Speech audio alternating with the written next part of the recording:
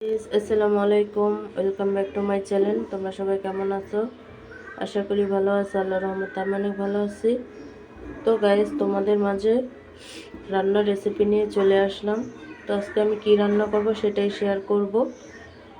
তো গাইস, এখানে আমি পাতলা ডাল রান্না করতেছি জলফই দিয়ে।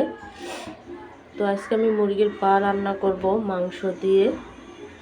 তো ভিডিওটি দেখতে থাকো। তো গাইস, এখানে আমি পা দিয়ে মুরগির মাংস রান্না করব, তার জন্য তেল দিয়ে দিচ্ছি তেজপাতা, দিয়ে দিচ্ছি পেঁয়াজ। তো পেঁয়াজটাকে একটু ভেজে নেব। তো গাইস, পেঁয়াজ লাল হয়ে গেছে, এখানে আমি আদা রসুন অ্যাড করছি।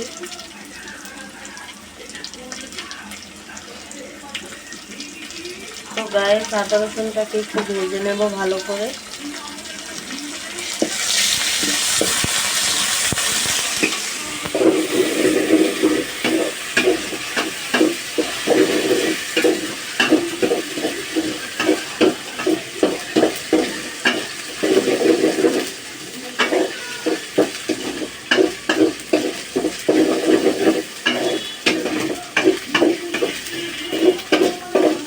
গাইস, আদা রসুন ভাজা হয়ে গেছে, এখানে আমি মশলা কষানোর জন্য পানি অ্যাড করছি। দিয়ে দিচ্ছি হলদির গুঁড়া, মরিচের গুঁড়া, দারচিনি এলাচির গুঁড়া, দিয়ে দিচ্ছি কাঁচামরিচ,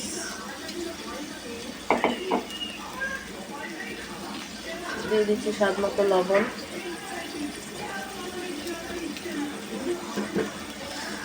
তো মশলাটাকে একটু ভেজে নেব।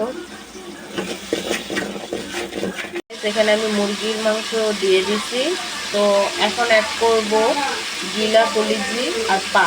আজকে সব একসাথে মিক্স করে রান্না করব, দেখবো কেমন হয়।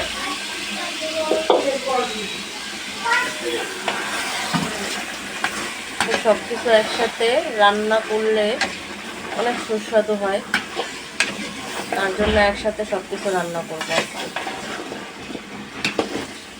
একটু ঝোল ঝোল রাখবো। তো আমি সব কিছুকে একটু ভালোভাবে কষিয়ে নেব।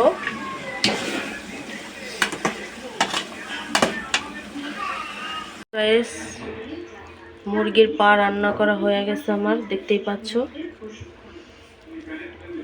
তো আমরা একটু ঝোল ঝোল করে রাখছি, রুটি দিয়ে খেতে অনেক ভালো লাগে।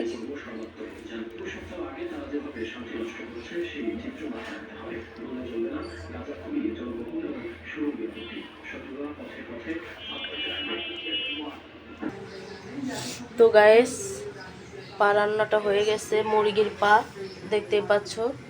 তো একটু ঝোল ঝোল রাখা হয়েছে,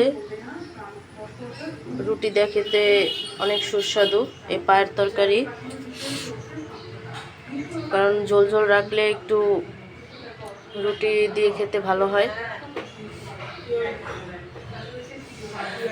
তো গাইস, ভিডিওটি কেমন লাগছে অবশ্যই কমেন্টে জানাবে। আর যারা আমার চ্যানেলটি সাবস্ক্রাইব করেনি অবশ্যই একটি সাবস্ক্রাইব করে দেবে আর একটি লাইক করে দেবে। তো আবার রান্নার রেসিপি নিয়ে চলে আসব। আজকে এই পর্যন্তই। আল্লাহ হাফেজ।